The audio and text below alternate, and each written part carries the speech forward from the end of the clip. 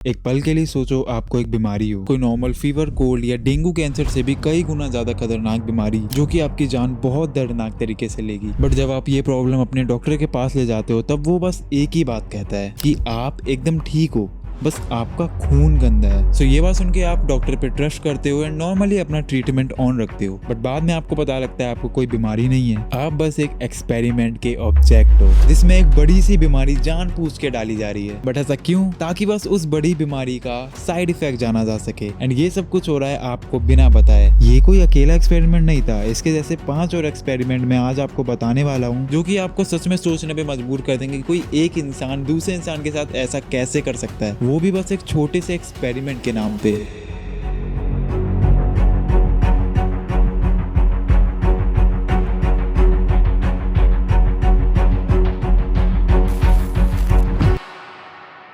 सबसे पहले नंबर पे है the tear gas experiment. So time था वर्ल्ड वॉर 1 का, जहाँ सारे पावरफुल देश एक दूसरे को खत्म करने में जुटे हुए थे एंड जहाँ केमिकल वेपन्स का हैवी यूज किया जा रहा था। बस इसी के चलते यूएस में एक न्यू केमिकल वेपन आया, द टीयर गैस, जिसको गवर्नमेंट को टेस्ट करना था ताकि पता लगाया जा सके कि टीयर गैस कितना इफेक्टिव एंड सेफ है, specially crowd control and battlefield situations के लिए। बट यूएस गवर्नमेंट के पास कोई भी एक्सपेरिमेंट ऑब्जेक्ट नहीं था, तो उन्होंने टेस्ट नॉर्मल सिटीजन्स पे कर दिया जिनको इस एक्सपेरिमेंट के बारे में थोड़ी सी इन्फॉर्मेशन बस दी जाती थी, just to check human body को टीयर गैस कितना डैमेज करता है, स्किन, आईज एंड लंग्स पर क्या क्या इफेक्ट होते हैं, हाई कंसंट्रेशन में टीयर गैस इफेक्टिव हो सकता है या फिर नहीं। इन सवालों को जवाब जानने के लिए काफी बड़े बड़े से गैस चैम्बर बनाए जाते थे जिसके अंदर टीयर गैस को रिलीज किया जाता था, वो भी काफी हाई कंसंट्रेशन पे। एंड पार्टिसिपेंट्स को बस बोल दिया जाता था कि अंदर जाओ, आराम से खड़े रहो एंड आंखें बंद करो एंड मेक श्योर किया जाता था कि ये टेस्ट एकदम सेफ है। बट रियलिटी इससे एकदम अलग है।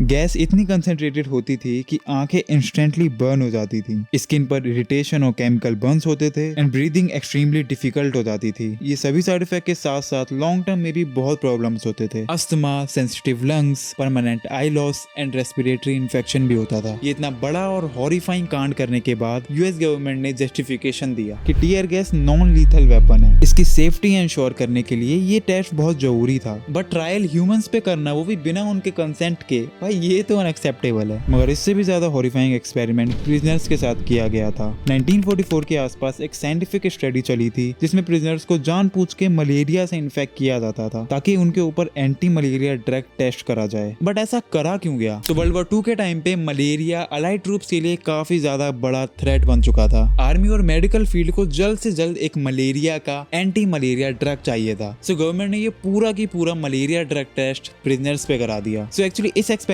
में साइंटिस्ट जो नॉर्मल मच्छर होते हैं उनके अंदर मलेरिया खुद से डालते हैं एंड फिर उन मच्छरों का मलेरिया ट्रांसमिट किया जाता है कैदियों में। लाइक जैसे नॉर्मली मच्छर काटते हैं एंड मलेरिया हो जाता है। मोस्टली ये एक्सपेरिमेंट मेल कैदियों पे किया जाता था एंड बदले में उनको मनी, इम्प्रूव्ड कंडीशंस और सजा का कम करने का वादा किया जाता था। बट लगातार इतने सारे टॉक्सिक ड्रग डालने के बाद कैदियों को काफी सारी प्रॉब्लम्स होने लगी, लाइक ऑर्गन डैमेज होना, सीवर टॉक्सिसिटी एंड इवन एक डेथ भी डॉक्यूमेंटेड हुई। आज ये एक्सपेरिमेंट एथिकल डिबेट्स का एक काफी बड़ा मुद्दा है, लेकिन इससे भी ज्यादा टॉर्चर एक्सपेरिमेंट के नाम पर कोल्ड वॉर रेडिएशन में किया गया था।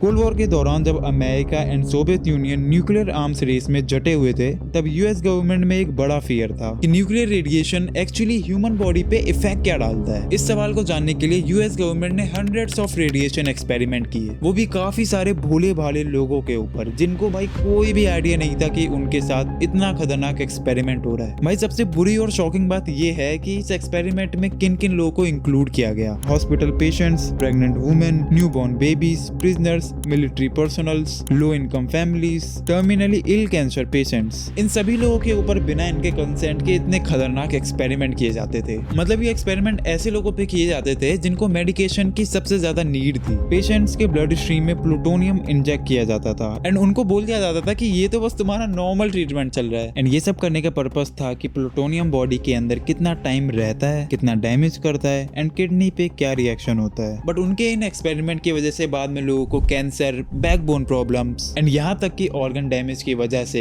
मरना पड़ा। यहाँ तक कि भाई बच्चों को भी ये लोग रेडियो एक्टिव खाना देते थे एंड इसी रीजन से बच्चों के अंदर कैंसर और बोन प्रॉब्लम्स बहुत ज्यादा इंक्रीज हो गई। एंड ये जितने भी एक्सपेरिमेंट ये बच्चों पे करते थे उसके बारे में पेरेंट्स को इतना सा भी आइडिया नहीं था। एंड इवन जो बच्चे अभी तक पैदा भी नहीं हुए थे उनके अंदर भी काफी रेडिएशन भर दिया गया, जिससे पैदा होने के बाद उनके अंदर काफी सारे birth effects, development issues and organ failures भी होने लगे। लेकिन सबसे घटिया बात ये थी कि ये पूरा की पूरा एक्सपेरिमेंट बिना प्रेग्नेंट वुमेन को बताए किया जा रहा था। ऐसे दुनिया में बहुत सारे केसेस हैं, अगर मैं आपको हर एक केस बताने बैठा तो ये वीडियो बहुत लंबी हो जाएगी। तो हमारा अगला एक्सपेरिमेंट को आपने किसी ना किसी मूवी में देखा या सुना तो जरूर होगा। एक्चुअली 1971 में एक साइकोलॉजिस्ट जिम्बाब्वे ने एक एक्सपेरिमेंट किया जिसमें कॉलेज के स्टूडेंट्स को दो ग्रुप में बांट दिया गया। पहले को प्रिजनर्स में एंड दूसरे को गार्ड्स बनाया गया। बट ऐसा करने का रीजन क्या था? पहले पानी पी लूंगा। सो जिम्बाब्वे एंड उनकी टीम देखना चाहती थी कि इंसान का बिहेवियर कितना बदल सकता है, not only on behalf of personality बल्कि पावर और रिस्पॉन्सिबिलिटी के बाद। सो प्लान था कि 24 मेल कॉलेज स्टूडेंट्स को randomly guards and prisoners assign करके 14 दिन का मॉक प्रिजन चलाया जाए। ये एक्सपेरिमेंट आपको सुनने में जितना आसान और प्रैक्टिकल लग रहा है उतना था नहीं। जहाँ पे एक्सपेरिमेंट को 14 दिन तक कंटिन्यू रखने का प्लान था, वहीं पे इस एक्सपेरिमेंट को सिर्फ 6 दिन के अंदर अंदर बंद करना पड़ा, क्योंकि पहले ही दिन से जिन स्टूडेंट को गार्ड बनाया गया उन्हें यूनिफॉर्म, सनग्लासेस और अथॉरिटी दी गई एंड प्रिजनर्स को बस उनके नंबर्स दिए गए। पहले दिन से ही गार्ड्स ने साइकोलॉजिकल अब्यूजेस स्टार्ट कर दिए और कुछ प्रिजनर्स को इमोशनली कोलैप्स कर दिया। गार्ड्स अपनी पावर का गलत यूज करने लगे, प्रिजनर्स को फालतू की पनिशमेंट देने लगे like roll calls, pushups and और भी काफी अजीब से टास्क। इस चीज का असर प्रिजनर्स के मेंटल हेल्थ पे पड़ा। बट भाई ये तो बस शुरुआत थी, अभी तो प्रिजनर्स को बहुत सारी चीजें झेलनी थी, लाइक पब्लिक में हरास करना, साइकोलॉजिकल पनिशमेंट, यहाँ तक कि प्रिजनर्स को फोर्स किया जाता था बेयर हैंड से टॉयलेट साफ करने को। और प्रिजनर्स को दो ग्रुप के अंदर डिवाइड कर दिया जाता था ताकि उनके ऊपर और क्रुएलिटी से टॉर्चर किया जाए। एंड इतना सब कुछ सहने के बाद कुछ स्टूडेंट्स ने डिसाइड किया कि ये एक्सपेरिमेंट वो कंप्लीट नहीं कर सकते एंड वो छोड़ के जाने लगे। यही सेम और उससे भी ज्यादा घटिया तरीकों से प्रिजनर्स को 5 दिन तक लगातार टॉर्चर किया गया, लाइक उनको इमोशनली, साइकोलॉजिकली एंड फिजिकली तीनों तरीके से एकदम तोड़ दिया। एंड अब आता है डे 6, जब एक ग्रेजुएट स्टूडेंट कॉलेज को विजिट करने आती है एंड प्रिजनर्स की कंडीशन देखती है एंड सीधा जिम्बाब्वे के पास भागते हुए जाती है और इस पूरे की पूरे एक्सपेरिमेंट को तुरंत रोकने को बोलती है। एंड उस लड़की का रिएक्शन देख के जिम्बाब्वे भी एकदम कन्विंस हो जाता है एंड फाइनली ये पूरा की पूरा एक्सपेरिमेंट बंद किया जाता है। सोचो अगर वो ग्रेजुएट स्टूडेंट उस दिन कॉलेज में नहीं आती तो प्रिजनर्स को 8 दिन तक लगातार वही सेम टॉर्चर और झेलना पड़ता। लाइक सही में गलत हाथों में पावर देना भाई सबसे बड़ी गलती होती है, इंसान क्या से क्या बन जाता है।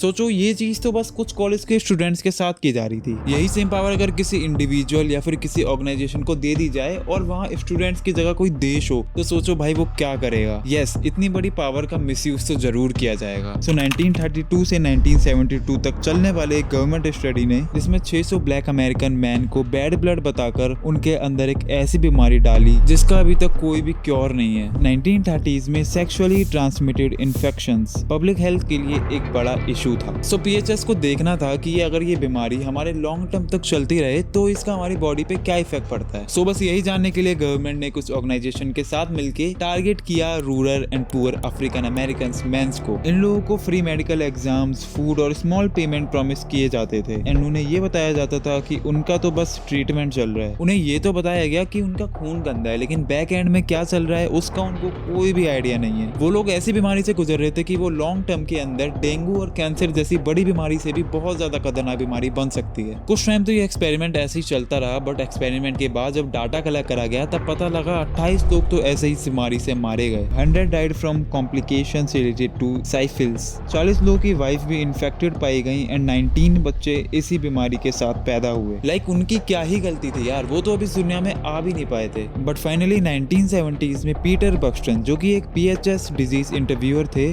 उन्होंने रैपिडली गवर्नमेंट के खिलाफ आवाज उठाई। बट जब उन्हें सरकार के द्वारा दबाया गया तो उन्होंने सारी की सारी इंफॉर्मेशन प्रेस में लीक कर दी।